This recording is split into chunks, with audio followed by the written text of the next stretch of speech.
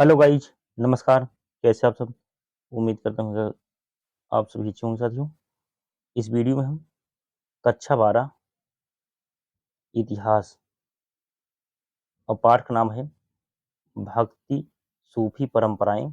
इसके हम साथियों क्वेश्चन आंसर कराएंगे। क्वेश्चन आंसर क्योंकि इसके पहले हमने जो है इसके विस्तार से चर्चा कर दिए थे। वीडियो पड़ा है पार्ट 1, आप जाके देख लेंगे। ये पार्ट 2 है, पार्ट 2। तो साथियों सभी लोग इस वीडियो को लास्ट तक देखिए, और जो साथी पहली बार चैनल पर विजिट किए हैं वो सभी लोग चैनल को सब्सक्राइब करके बेल आइकन घंटी प्रेस कर लेंगे। तो चलिए हम पहले शुरू करते हैं लघु उत्तरी प्रश्न। क्वेश्चन नंबर 1 है क्या? उदाहरण सहित बताइए कि संप्रदाय के समन्वय से इतिहासकार क्या अर्थ निकालते हैं। उत्तर हो जाएगा इस चरण को मूर्तिकला के साथ साथ ग्रंथों में भगवान और देवी देवताओं की बढ़ती दृश्यता द्वारा चिन्हित किया गया था।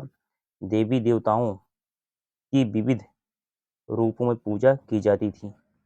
चलिए स्क्रीनशॉट ले लीजिए साथियों।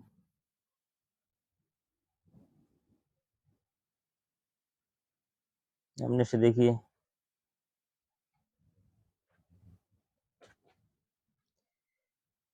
काम दो प्रकार काम पर दो प्रक्रियाएं थी।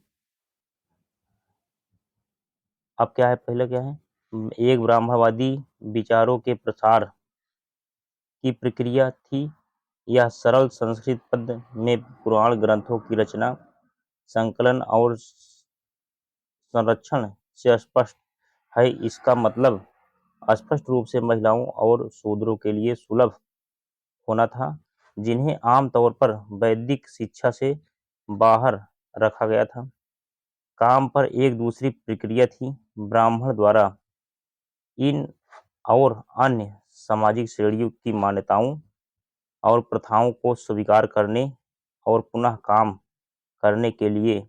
इस प्रक्रिया का सबसे स्पष्ट उदाहरण उड़ीसा के पुरी में स्पष्ट है, जहाँ सिद्धांत देवता की पहचान विष्णु के एक रूप जगन्नाथ विष्णु के एक रूप जगन्नाथ के रूप में की गई थी। एकीकरण के ऐसे उदाहरण देवी देवताओं के बीच भी स्पष्ट है। क्वेश्चन नंबर 2, आपको क्या लगता है कि उपमहाद्वीप में मस्जिद की वास्तुकला सार्वभौमिक आदर्शों और स्थानीय परंपराओं के संयोजन को दर्शाती है? ये क्वेश्चन है साथियों, इसका स्क्रीनशॉट ले लीजिए सभी का। चलिए आंसर देखिए अब इसका। उत्तर क्या हो जाएगा? उपमहाद्वीप में मस्जिद की वास्तुकला की विशेषताएं स्थानीय परंपराओं के साथ एक सार्वभौमिक विश्वास के जटिल मिश्रण को दर्शाती है। कुछ विशेषताएं सार्वभौमिक हैं, जैसे कि मस्जिद का उन्मुखीकरण मक्का की ओर है, जो मिहब प्रार्थना आला और मिनबार पलपिट के स्थान पर स्पष्ट है। हालांकि कई विशेषताएं हैं जो छत और निर्माण सामग्री जैसी विविधताएं दिखाती है। नंबर 3 क्वेश्चन क्या है? वे बेसरिया और बा सारिया सूफी परंपराओं के बीच समानताएं और अंतर क्या थी? उत्तर क्या हो जाएगा? सरिया मुस्लिम समुदाय को नियंत्रित करने वाला कानून है। यह कुरान और हदीस पैगंबर मोहम्मद पैगंबर मोहम्मद की शिक्षाओं पर आधारित है। धार्मिक विचारधारा वाले लोगों का एक समूह था, जिसे सूफियों ने एक धार्मिक और राजनीतिक संस्था के रूप में खिलाफत के बढ़ते भौतिकवाद के विरोध में तप और रहस्यवाद में बदल दिया। कुछ मनीषियों ने सूफी आदर्शों की आमूल व्याख्या के आधार पर आंदोलनों की शुरुआत की। वे मेडिसिटी में चले गए और तप के चरम रूपों का अवलोकन किया। उन्होंने शरिया की अवहेलना की। चलिए और फिर क्या हुआ साथियों? और उन्हें बेसरिया के नाम से जाना गया। दूसरी ओर जो लोग शरिया के नियमों का पालन करते थे उन्हें बा शरिया के नाम से जाना जाता था। क्वेश्चन नंबर 4, उन तरीकों पर चर्चा करें जिनमें अलवर यानी अलवार, नैनार और वीर शैव जाति व्यवस्था की आलोचना करते थे। उत्तर क्या हो जाएगा? 60वीं शताब्दी में सबसे पहले भक्ति आंदोलनों का नेतृत्व अलवार और नैनार ने किया था। अलवार विष्णु के भक्त थे और नैनार शिव के भक्त थे। वे अपने देवताओं की प्रशंसा में तमिल में भजन गाने के लिए जगह जगह से यात्रा करते थे। कुछ इतिहासकारों का मत है कि अलवार और नैनारों ने जाति व्यवस्था और ब्राह्मणों के प्रभुत्व के विरोध में आंदोलन शुरू किया या कम से कम व्यवस्था में सुधार करने का प्रयास किया। ब्राह्मणों से लेकर कारीगरों और काश्तकारों तक और यहाँ तक कि अछूत मानी जाने वाली जातियों से लेकर विविध सामाजिक पृष्ठभूमि वाले भक्तों ने भी आवाज उठाई। अब आगे क्या हुआ साथियों? कर्नाटक में 12वीं शताब्दी में वीर शैव परंपरा का उदय हुआ। इसका नेतृत्व बसवन्ना 1106 से 68 नाम के चलिए स्क्रीनशॉट लीजिए साथियों। नाम के एक ब्राह्मण ने किया था जो चालुक्य राजा के दरबार में एक मंत्री था। उनके अनुयायियों को वीर शिव के नायक या लिंगायत लिंग के पहनने वाले के रूप में जाना जाता था। उन्होंने जाति के विचार को चुनौती दी और ब्राह्मणों ने कुछ समूहों को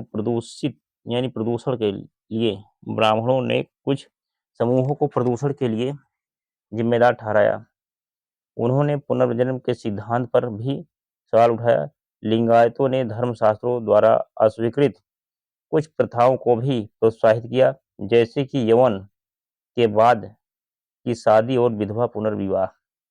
अब आगे क्या हुआ साथियों? क्वेश्चन नंबर 5, कबीर या बाबा गुरु नानक के प्रमुख उपदेशों का वर्णन करें और इन तरीकों को किस प्रकार प्रेषित किया गया। उत्तर क्या हो जाएगा? कबीर एक हिंदू पैदा हुए थे, लेकिन एक गरीब मुस्लिम बुनकर द्वारा उठाए गए थे। उन्हें गुरु रामचंद्र द्वारा भक्ति की दीक्षा दी गई थी। उनके उपदेश इस प्रकार हैं। उन्होंने ईश्वर को निराकार बताया। उन्होंने परम वास्तविकता का वर्णन करने के लिए परंपरा की सीमा खींची। स्क्रीनशॉट लीजिए साथियों। उन्होंने इस्लाम से अल्लाह, खुदा, हजरत और पीर जैसे शब्दों का इस्तेमाल किया। उन्होंने वैदिक परंपराओं से प्राप्त शब्दों का भी प्रयोग किया, जैसे अलख, अनदेखी, निरंकार, निराकार ब्रह्मा, आत्मान आदि। वह मूर्ति पूजा के विरुद्ध थे। वह बहुदेववाद के खिलाफ थे और एकेश्वरवाद के विचार का समर्थन करते थे। वह इस धारणा के थे कि ईश्वर एक है, लेकिन विभिन्न नामों से पुकारा जाता है। उनकी शिक्षाएं और विचार स्पष्ट थे। सूफियों और योगियों की परंपराओं के साथ बातचीत और बहस के माध्यम से उनके विचार एकीकृत हुए। बाबा गुरु नानक का जन्म 1469 में ननकाना साहिब में एक हिंदू व्यापारी परिवार में हुआ था। उन्होंने अपना अधिकांश समय सूफी और भक्तों के बीच बिताया। उनके उपदेश इस प्रकार हैं।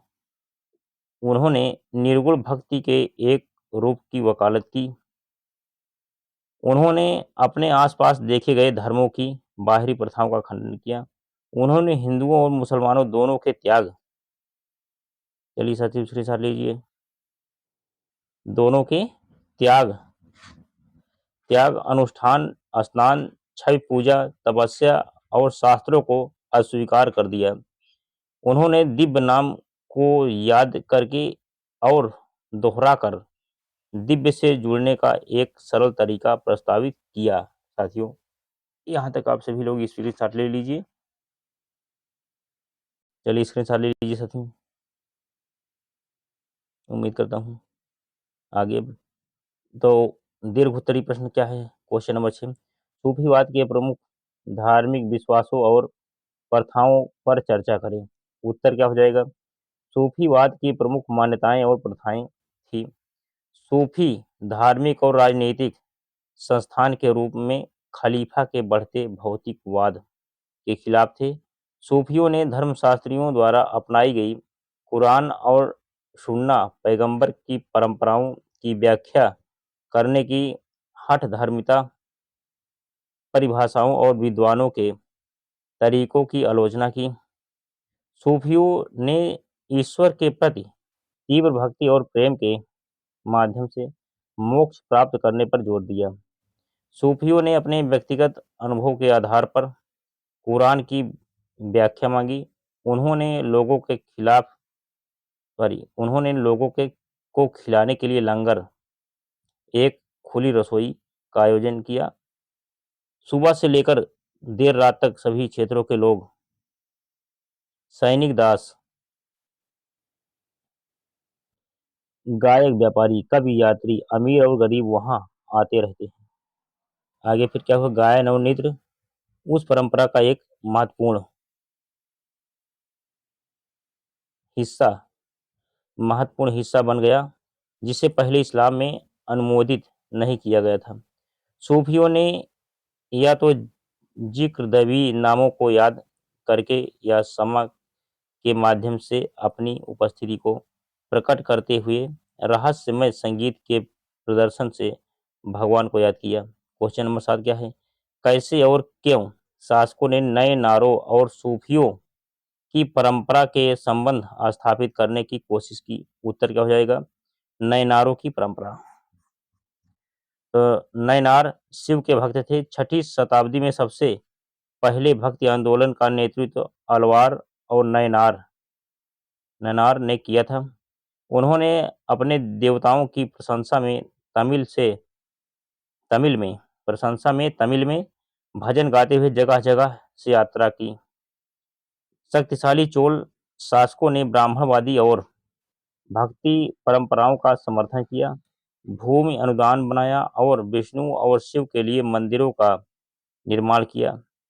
उसका कुछ सबसे शानदार शिव मंदिर जिनमें जिनमें आगे साथियों क्या होगा? देखिए,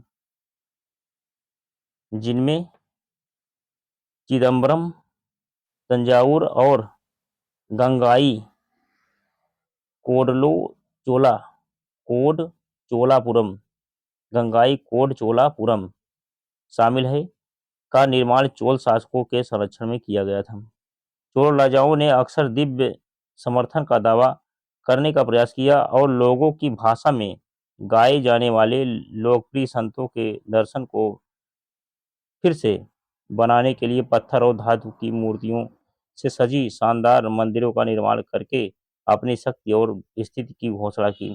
इन राजाओं ने शाही संरक्षण के तहत मंदिरों में तमिल शैव भजनों का गायन किया। सूफियों की परंपरा धार्मिक विचारधारा वाले लोगों का एक समूह जिसे सूफी कहा जाता है, वह धार्मिक और राजनीतिक संस्थान के रूप में खिलाफत के बढ़ते भौतिकवाद के विरोध में तप और रहस्यवाद में बदल गया। सूफी संतों की कब्रों के लिए जियारत नामक तीर्थयात्रा मुस्लिम दुनिया में प्रचलित है। यह अभ्यास सूफी और आध्यात्मिक कृपा पाने का एक अवसर है। मुहम्मद बिन तुगलक तीर्थ यात्रा करने वाला पहला सुल्तान था, लेकिन जल्द से जल्द निर्माण 15वीं शताब्दी के अंत में मालवा के सुल्तान इसके साथ लीजिए साथियों मालवा के सुल्तान गयासुद्दीन खिलजी द्वारा वित्त पोषित किया गया था। यहाँ तक कि अकबर ने अजमेर में मकबरे का दौरा किया। वह वहाँ विजय के लिए आशीर्वाद मन्नतें पूरी करने और पुत्रों के जन्म के लिए जाता था।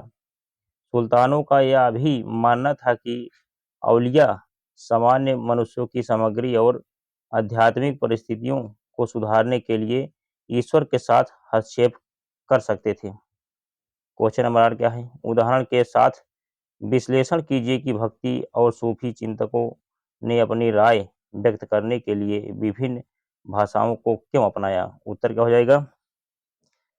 भक्ति और सूफी चिंतकों ने अपनी राय व्यक्त करने के लिए विभिन्न भाषाओं को अपनाया क्योंकि भारत में मध्ययुगीन काल में इस्तेमाल होने वाली भाषाएं संस्कृत और फारसी थी। इन भाषाओं को सभी लोगों को ठीक से नहीं पता था क्योंकि महिलाओं और शूद्रों को संस्कृत में रचित पुरातन ग्रंथों तक पहुंच की अनुमति नहीं थी। इसने उन्हें वैदिक शिक्षा से अलग भक्ति और सूफी की परंपराएं लोकप्रिय हो गई। तो साथियों स्क्रीनशॉट लीजिए इसका। लोकप्रिय हो गई क्योंकि कवि संत नेताओं के रूप में उभरे और इन परंपराओं ने महिलाओं और निचली जातियों को समायोजित किया और स्वीकार किया जो श्रेणियां रूढ़िवादी ढांचे के भीतर मुक्ति के लिए अयोग्य मानी जाती थी। दक्षिण भारत के कुछ शुरुआती भक्ति आंदोलनों का नेतृत्व करने वाले अलवर और नयनार अपने देवताओं की प्रशंसा में तमिल में भजन गायन के लिए जगह जगह से यात्रा की। कर्नाटक में वीर शैव परंपरा लोकप्रिय हुई। वीर शैव परंपरा की समझ वचन कहावत से ली गई है। इनकी रचना कन्नड़ में हुई थी। सूफी संतों ने लोगों की भाषा हिंदवी से बातचीत की। बाबा फरीद ने स्थानीय भाषा में छंदों की रचना की। कबीर की कविताएं कई भाषाओं में शेष हैं। बाबा गुरु नानक ने भजनों और शिक्षाओं के माध्यम से अपना संदेश दिया। उनके विचारों को क्षेत्र की भाषा पंजाबी में शब्द नामक भजनों के माध्यम से फैलाया गया था। इस प्रकार हम यह निष्कर्ष निकाल सकते हैं कि भक्ति और सूफी विचारकों ने स्थानीय लोगों से जुड़ने के लिए विभिन्न स्थानीय भाषाओं को अपनाया। यानी जहाँ हम रहते हैं वो लोकल भाषा में अगर हम कुछ कुछ भी अगर कर दें वो हम बहुत ही महत्वपूर्ण हो जाती है वहाँ के लिए। तो वही इसमें बताया गया साथियों। चलिए अब आगे नेक्स्ट क्वेश्चन नंबर 9 क्या है। इस अध्याय में शामिल किसी भी स्रोत को पढ़ें और उनमें व्यक्त किए गए सामाजिक और धार्मिक विचारों पर चर्चा करें। उत्तर क्या हो जाएगा? चतुर्वेदी ब्राह्मण, चार वेदों में पारंगत और बहिष्कृत स्रोत फर्स्ट। यह टोडारा टोडारा दीपोड़ी द्वारा रचित था जो एक ब्राह्मण था। वह एक अलवार था। उपरोक्त स्रोत से हम कह सकते हैं कि अलवार जाति व्यवस्था और ब्राह्मणों के वर्चस्व के खिलाफ थे या कम से कम इस व्यवस्था को सुधारने का प्रयास किया गया। शास्त्र या भक्ति स्रोत 2। यह अपार द्वारा रचित एक श्लोक है जो एक नयनार संत हैं। नयनारों ने दावा किया कि उनकी रचनाएं वेदों की तरह महत्वपूर्ण थीं। अब कराइकल अमाइयर की कांस्य छवि स्रोत 3। शिव के भक्त करी करिकल अम्मयार ने अपने लक्ष्य को पाने के लिए अत्यधिक तपस्या का मार्ग अपनाया। उनकी रचनाएं नयनार परंपरा के भीतर संरक्षित थी। अब आगे क्या हुआ? शाही उपहार की घोषणा स्रोत 9। सूफी पाठ का एक अंश है जो शेख चलिए साथी हो रही हो यह यह एक सूफी पाठ का अंश है जो शेख निजामुद्दीन औलिया की धर्मशाला में कार्यवाही का वर्णन करता है। इस अंश से पता चलता है कि सूफियों ने सांसारिक शक्तियों और कब्जों से दूरी बनाए रखी। एक प्रभु स्रोत 10। यह कबीर के लिए एक रचना है। इससे पता चलता है कि कबीर ने एक ईश्वर के विचार का प्रचार किया जिसे विभिन्न नामों से पुकारा जाता है। चलिए साथी स्क्रीनशॉट ले लीजिए।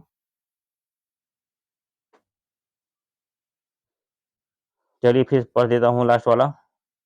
देख सकते हैं यह कबीर के लिए एक रचना है। इससे पता चलता है कि कबीर ने एक ईश्वर के विचार का प्रचार किया जिसे विभिन्न नामों से पुकारा जाता है। इसी के साथ साथियों ये पाठ पूरा हुआ। ये पार्ट 2 था। पार्ट 2 पार्ट टू पूरा हो गया क्वेश्चन आंसर का। इसका अध्ययन आप कर लीजिए साथियों। अब इसके बाद हम नेक्स्ट पार्ट जल्द प्रोवाइड कराएंगे। इसी साथ मैं अपनी वाणी को विराम देता हूँ। और साथियों, इस वीडियो पर लाइक करें और कमेंट करें। इसी के साथ जय हिंद, जय भारत, वंदे मातरम।